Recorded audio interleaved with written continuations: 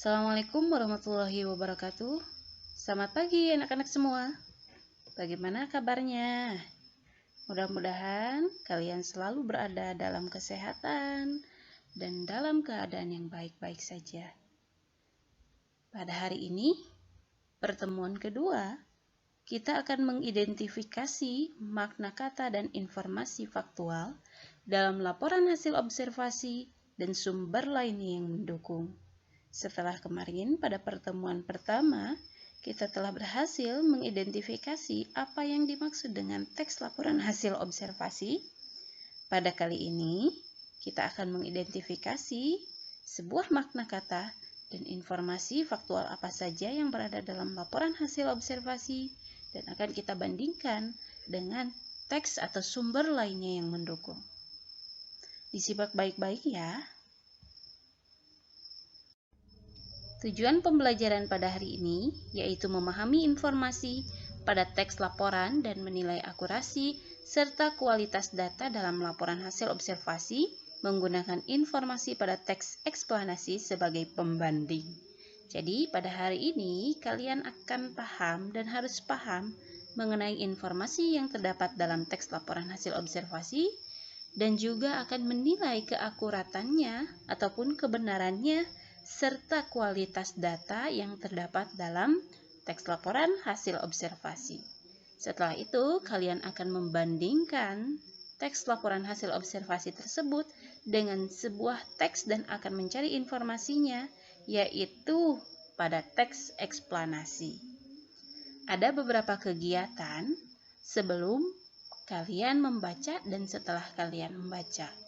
Nah, kali ini kalian akan membaca laporan hasil observasi ataupun kunang-kunang ya. Jadi teks laporan hasil observasi ini berjudul kunang-kunang. Untuk aktivitas membaca kali ini, ikuti 2 langkah berikut ini. Yang pertama, ini kegiatan sebelum membaca ya. Tuliskan judul teks yang akan kalian baca, berarti kalian harus sedia buku dan sedia ballpoint. Kemudian langkah yang kedua yaitu tuliskan pertanyaan adik Simba. Apa, di mana, kapan, siapa, mengapa, dan bagaimana yang muncul saat kalian membaca judul teks. Sebelum kalian membaca, tuliskan terlebih dahulu pertanyaan adik Simba ini. Sehingga nanti setelah kalian membaca, kalian akan tahu ya yang dimaksud dengan adik Simba apa, di mana, kapan, siapa, mengapa, dan bagaimana yang terdapat dalam teks tersebut.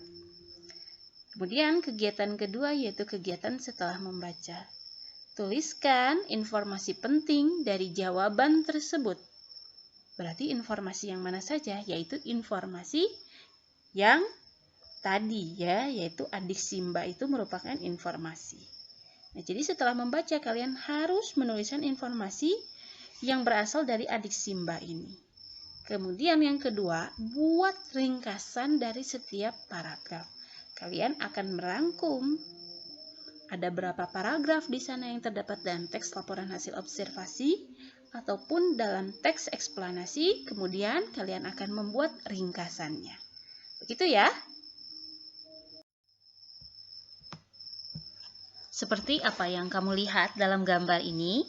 Gambar ini berisi gambar sebuah kunang-kunang ya. Pernahkah kalian melihat kunang-kunang? Kalau dulu zaman waktu ibu kecil, ibu sering sekali melihat kunang-kunang. Kunang-kunang biasanya berada pada malam hari ya. Nah, kunang-kunang merupakan jenis serangga yang dapat mengeluarkan cahaya yang jelas dan terlihat saat malam hari. Cahaya ini dihasilkan dari sinar dingin yang tidak mengandung ultraviolet maupun sinar inframerah. Terdapat lebih dari 2000 spesies kunang-kunang yang tersebar di daerah tropis di dunia. Kunang-kunang hidup di tempat-tempat yang lembab seperti rawa-rawa, hutan bakau, dan daerah yang dipenuhi pepohonan. Kunang-kunang juga ditemukan pada daerah perkuburan yang tanahnya relatif gembur dan tidak banyak terganggu oleh aktivitas manusia. Kunang-kunang bertelur saat hari gelap. Telur-telurnya yang berjumlah antara 100 hingga 500 butir diletakkan di tanah, ranting, rumput, di tempat berlumut, atau di bawah dedaunan. Pada umumnya, kunang-kunang akan keluar pada malam hari. Namun, ada juga kunang-kunang yang beraktivitas di siang hari. Mereka yang keluar siang hari ini umumnya ditemukan tidak mengeluarkan cahaya.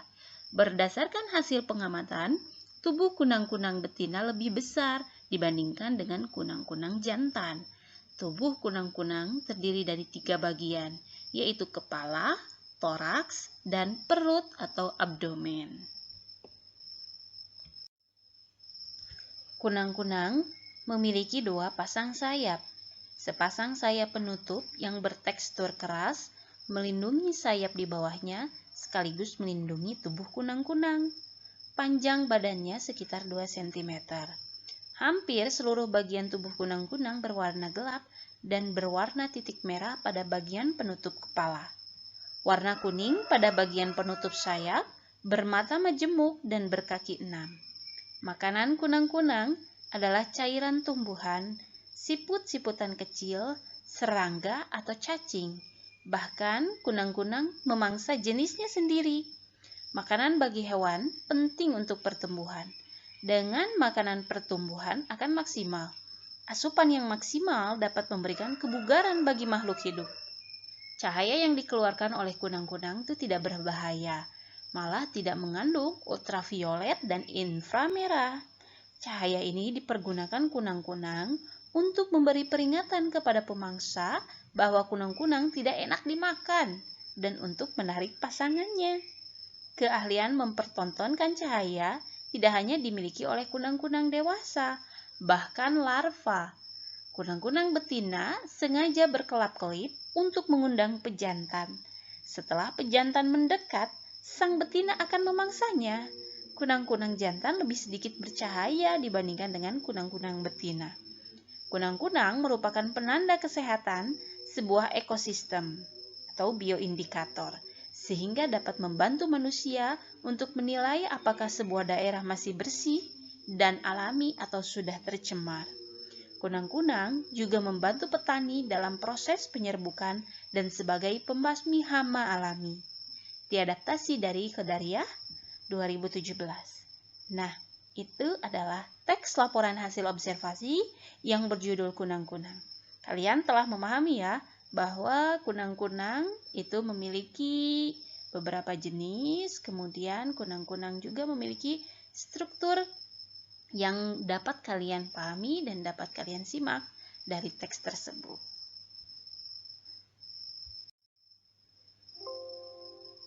Nah, kali ini kita akan beralih ke teks eksplanasi yang akan menjadi pembanding dari teks laporan hasil observasi tadi ya. Judulnya masih sama, mengenai kunang-kunang. Kunang-kunang yang perlahan menghilang. Pada kegiatan ini, kalian akan menyajikan data yang akurat dan kalian juga dapat menggunakan sumber lain sebagai pembanding terhadap hasil observasi kalian di lapangan. Jadi, kalian akan membandingkan teks laporan hasil observasi tadi dengan teks eksplanasi.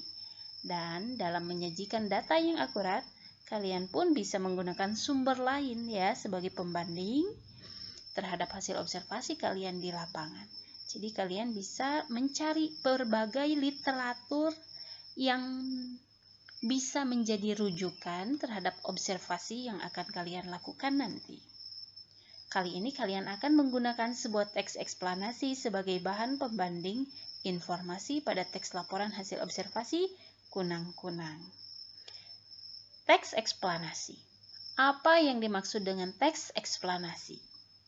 Teks eksplanasi merupakan teks yang menjelaskan proses bagaimana dan mengapa suatu fenomena itu terjadi, baik itu fenomena alam maupun fenomena sosial. Kali ini kalian akan membaca teks eksplanasi yang menjelaskan fenomena terancam punahnya kunang-kunang. Baik, kita saksikan ya. Penelitian yang diterbitkan dalam jurnal Bioscience menyatakan kunang-kunang menghadapi ancaman kepunahan. Ada beberapa faktor yang menyebabkan serangga ini terancam punah. Penyebab pertama kepunahan kunang-kunang adalah hilangnya habitat hidup kunang-kunang. Kunang-kunang menderita karena habitat yang menjadi tempat untuk menyelesaikan siklus hidupnya telah menghilang. Misalnya, kunang-kunang Malaysia yang terkenal karena panjangnya harus kehilangan habitatnya untuk berkembang biak di kawasan bakau karena dikonversi menjadi perkebunan sawit dan pertanian budidaya. Dalam penelitian lain juga disebutkan bahwa polusi cahaya menjadi penyebab kedua terbesar punahnya kunang-kunang. Penggunaan cahaya buatan pada malam hari yang semakin marak selama seabad terakhir adalah ancaman paling serius kedua bagi kunang-kunang.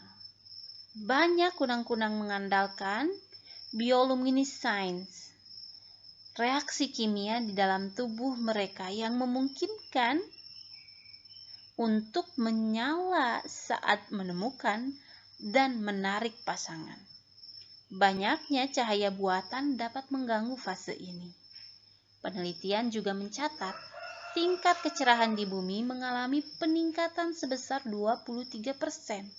Selain itu, Avalon Owens, seorang kandidat PhD dalam biologi di Universitas Tufts, menyampaikan bahwa polusi cahaya benar-benar mengacaukan ritual kawin kunang-kunang dan berdampak kepada regenerasi kunang-kunang. Penggunaan insektisida juga berperan dalam penurunan populasi kunang-kunang. Profesor biologi dari Universitas Sussex dalam Dave Golson mengatakan hilangnya habitat menjadi faktor paling utama yang mendorong kepunahan kunang-kunang.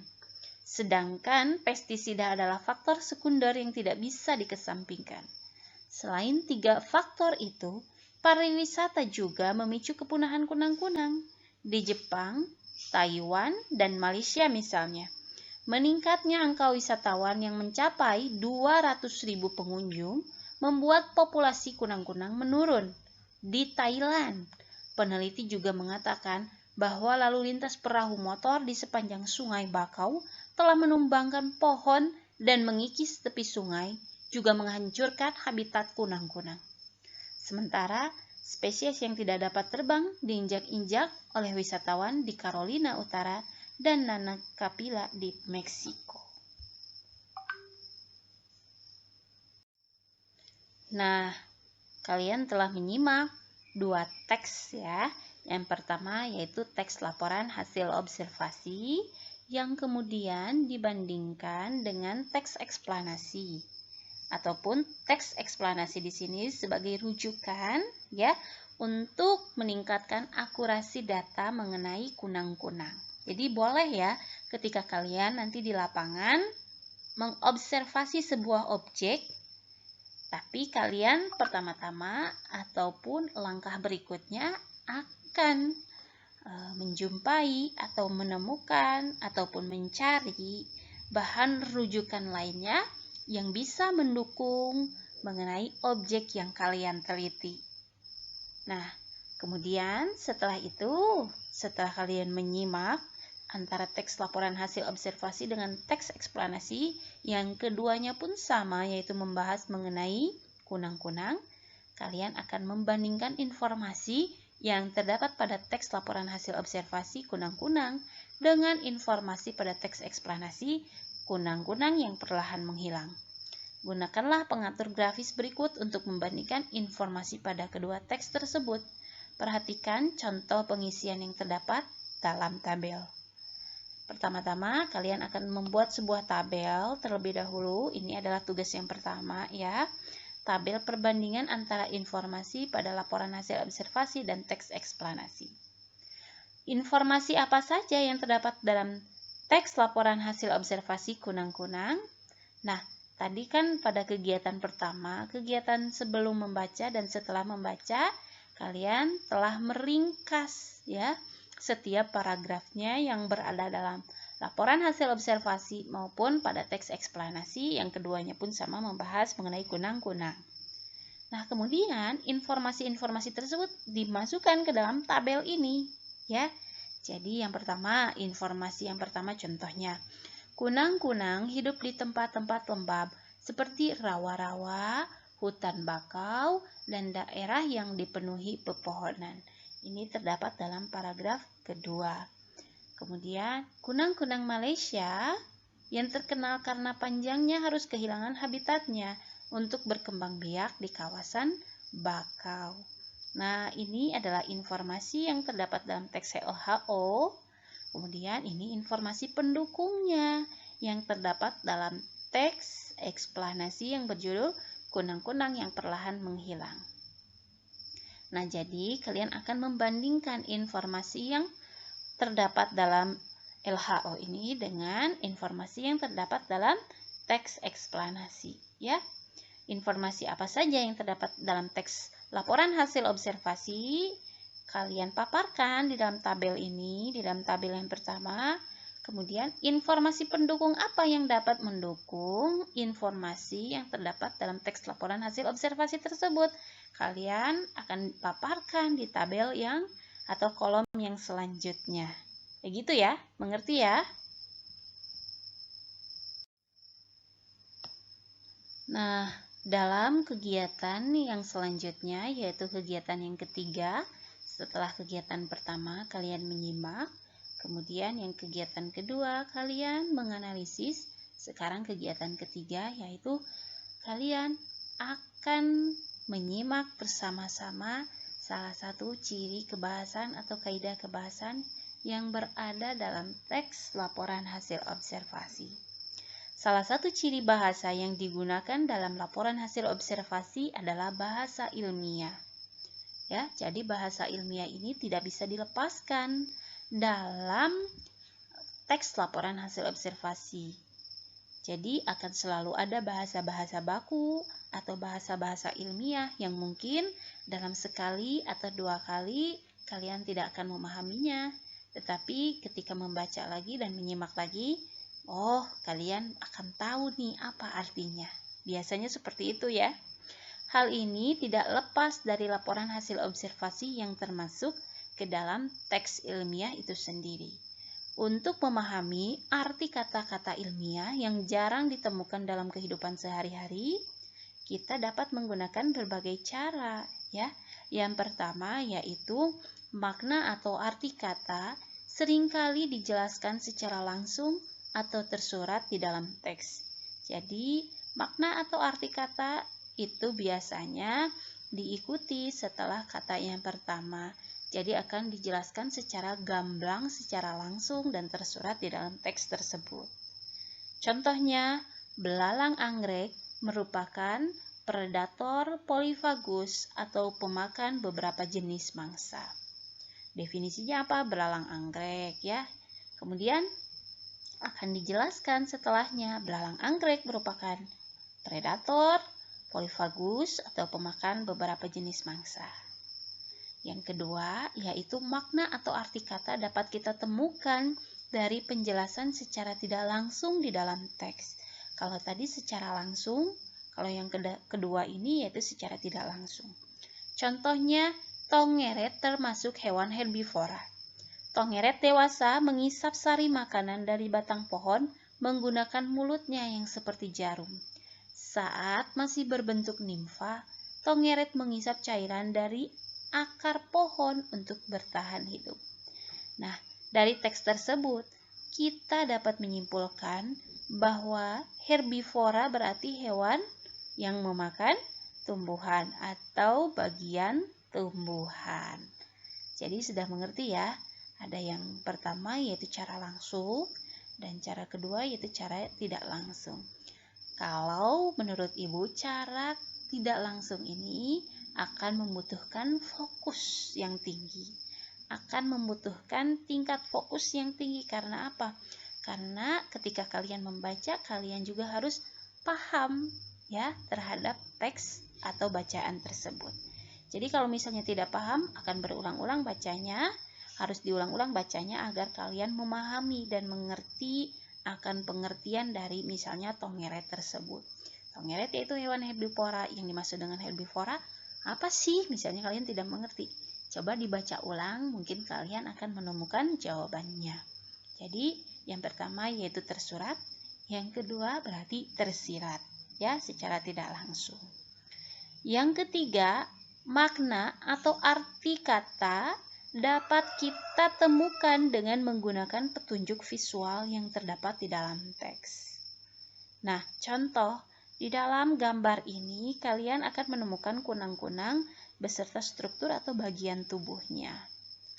Ada apa saja? Ada elitra, ada sayap, ada abdomen, ya, dan kemudian yang lainnya. Nah, dari gambar di atas, kita dapat menyimpulkan bahwa apa sih yang dimaksud dengan elitra? Elitra adalah sayap atas yang menutupi sayap bagian bawah. Nah, jadi cara yang ketiga ini kita dapat menggunakan petunjuk visual. Jadi kita harus melihat baik-baik struktur atau bagian tubuhnya yang mana yang menjelaskan elitra itu apa sih. Nah, bisa kita lihat, nah, elitra ini pada bagian atas adalah sayap, masih sayap juga ya, sayap atas yang menutupi sayap bagian bawah. Jika dalam teks tersebut terdapat gambar, maka ada baiknya kalian lihat, perhatikan baik-baik gambar tersebut. Barangkali di sana ada penjelasan lebih lanjut mengenai makna kata yang kalian cari. Yang keempat, yaitu kalian juga dapat menggunakan kamus, ensiklopedia, atau tesaurus baik dalam bentuk cetak maupun daring untuk mencari makna atau arti kata. Ibu yakin murid-murid di sini, murid-murid ibu, siswa-siswa ibu adalah siswa-siswa yang pintar, yang sudah melek dengan teknologi. Ya, kalau dulu zaman ibu kuliah saja, ibu sering mencari makna kata yang tidak ibu pahami di dalam sebuah kamus ataupun ensiklopedia. Karena memang ibu senang membaca, jadi meskipun ibu tidak mencari, juga ibu akan melihat ensiklopedia apa, makna kata apa yang tidak ibu pahami yang biasanya akan ibu temukan di dalam ensiklopedia. Akan tetapi, saat ini dengan kemudahan teknologi, kalian bisa mencari berbagai makna kata di kamus online atau tesaurus online atau ensiklopedia online, ya, ataupun yang disebut dengan daring, ya, dalam jaringan. Kalian bisa mencari misalnya makna kata apa sih yang tidak kalian mengerti, masukkan saja di dalam keyword Google itu sendiri, ya, ataupun bisa menggunakan aplikasi yang lainnya.